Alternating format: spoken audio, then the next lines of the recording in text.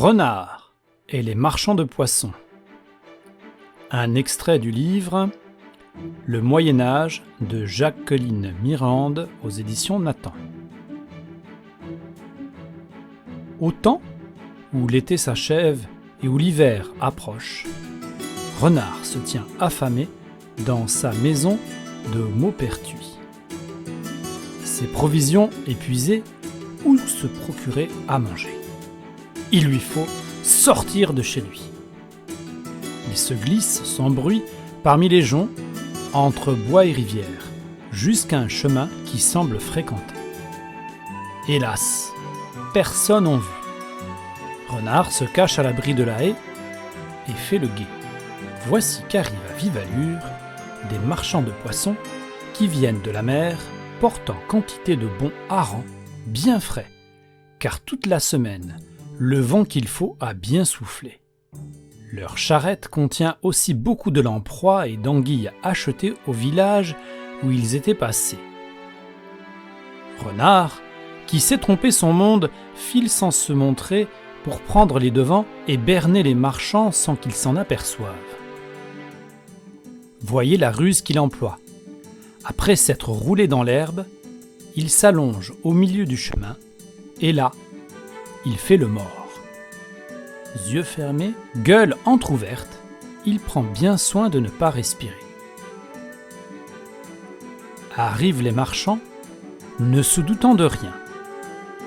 Le premier qui le voit crie à son compagnon « Regarde ! Un renard ! Ou peut-être un chien !»« Un renard, oui !»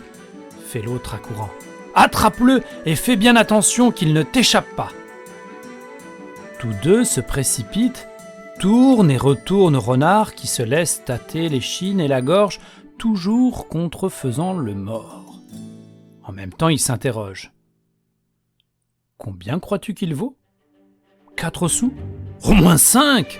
Et encore, ce n'est pas cher. Vois comme sa gorge est blanche. Jetons-le dans la charrette. » Ce qu'ils font. Et ils repartent, tout joyeux à l'idée de la bonne affaire qui vient de leur tomber du ciel.